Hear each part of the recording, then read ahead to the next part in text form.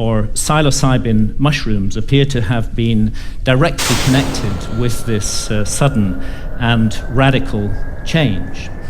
So to investigate this possibility, when I got interested in this mystery, I went down to the Amazon, where there are still surviving shamanistic cultures today, and where they drink the powerful visionary brew ayahuasca, of which the active ingredient is dimethyltryptamine, DMT, which is actually closely related at the molecular level to psilocybin. Now, normally DMT cannot be activated orally. When we encounter it in the West, it's generally smoked. There's an enzyme in our stomachs called monoamine oxidase, which switches off DMT on contact. But in the Amazon, they've got round this problem, and they say it was the spirits that taught them how to do it. The DMT in the ayahuasca brew is contained in these leaves from a plant that they call chacruna in the Amazon. And there they mix it together with this vine. And out of the 150,000 different species of plants and trees in the Amazon, this is the one that contains a monoamine oxidase inhibitor, which switches off that enzyme in our stomachs and allows the DMT in the leaves, when the two are married together and cooked in water, to be absorbed orally, and takes us on a 4-hour journey into extraordinary realms. DMT is the most interesting in some ways of the psychedelics, because more issues are raised by it than any other. DMT is the strongest hallucinogen there is. If it's possible to get more loaded than that, I don't want to know about it. Another very interesting thing about DMT is it occurs naturally in the human brain. Well, now what's going on here?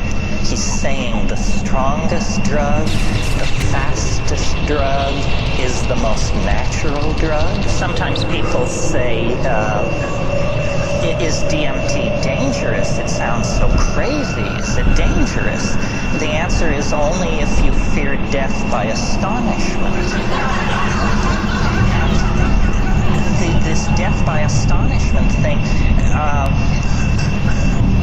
well, one thing about it, let me say a little bit more about it. One thing that endears DMT to me is, I like to say, it doesn't affect your mind. It doesn't seem to affect your mind. In other words, you don't change under the influence of DMT. You don't become a kinder, gentler person. You don't sink into, a line of drool from one corner of your mouth as you sit there twitching. You don't change. What happens is the world is completely replaced. Instantly, 100%, it's all gone. And what is put in its place, not one iota of what is put in its place was taken from this world. So it's a 100% reality channel switch. They don't even retain three-dimensional space and linear time. It's not like you go to an exotic place, Morocco or New Guinea. It's like reality is swapped out for something else.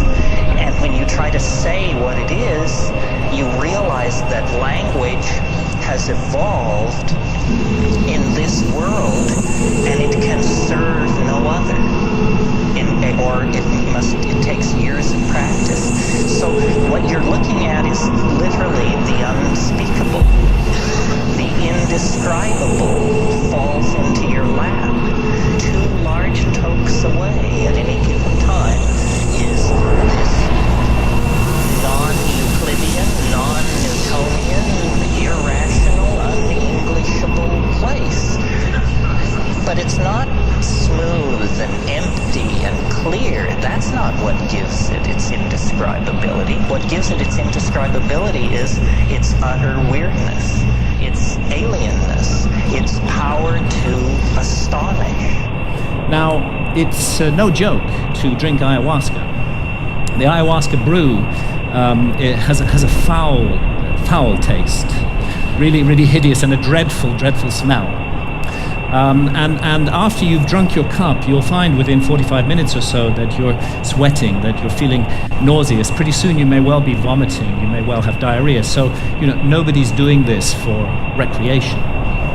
And I'd like to add that I don't think any of the psychedelics should be used for recreation. They have much more serious and important mission with humanity. So we're not doing this for fun.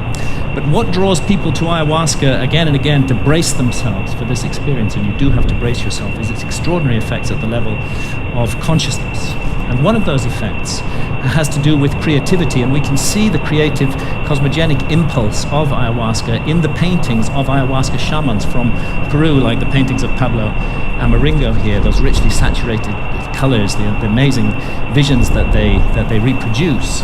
And this creative impulse has also spread to Western artists. Many Western artists now have been deeply influenced by ayahuasca and are also painting their visions. And as these paintings show, another universal experience of ayahuasca is the encounter with seemingly intelligent entities which communicate with us telepathically. Now, I'm making no claim one way or another as to the reality status of these entities we encounter, simply that phenomenologically, in the ayahuasca experience, they are encountered by people all over the world. And most frequently of all, the spirit of ayahuasca herself, Mother Ayahuasca, who is a healer, and although she's kind of the mother goddess of the planet, she seems to take a direct personal interest in us as individuals, to heal our ills, to want us to be the best that we can possibly be, to correct errors and mistakes in our behavior that may be leading us down the wrong path. And that leads me to ask, what is death? Our materialist science reduces everything to matter. Materialist science in the West says that we are just meat, we're just our bodies. So when the brain is dead,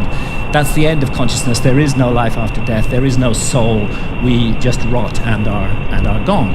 But actually, many honest scientists should admit that consciousness is the greatest mystery of science, and that we don't know exactly how it works. The brain's involved in it in some way, but we're not sure how. Could be that the brain generates consciousness the way a generator makes electricity. If you hold to that paradigm, then of course you can't believe in life after death. When the generator's broken, consciousness is gone. But it's equally possible that the relationship, and nothing in neuroscience rules it out, that the relationship is more like the relationship of the TV signal to the TV set. And in that case, when the TV set is broken, of course the TV signal continues. And this is the paradigm of all spiritual traditions, that we are immortal souls temporarily incarnated in these physical forms to learn and to grow and to develop. And really, if we want to know about this mystery, the last people we should ask are materialist reductionist scientists. They have nothing to say on the matter at all. Let's go rather to the ancient Egyptians, who put their best minds to work for 3,000 years on the problem of death and on the problem of how we should live our lives to prepare for what we will confront after death. And the ancient Egyptians expressed their ideas in transcendent art, which still touches us emotionally today, and they came to certain very specific conclusions, that the soul does survive death, and that we will be held accountable for every thought, every action, every deed that we have lived through in our lives. So we better take this precious opportunity to be born in a human body seriously and make the most of it. And in these inquiries into the mystery of death, the ancient Egyptians weren't just exercising their imaginations. They highly valued dream states, and it's now known that they used visionary plants like the hallucinogenic blue water lily. And it's interesting that the ancient Egyptian tree of life has recently been identified as the Acacia nilotica, which contains high quantities of DMT, dimethyltryptamine.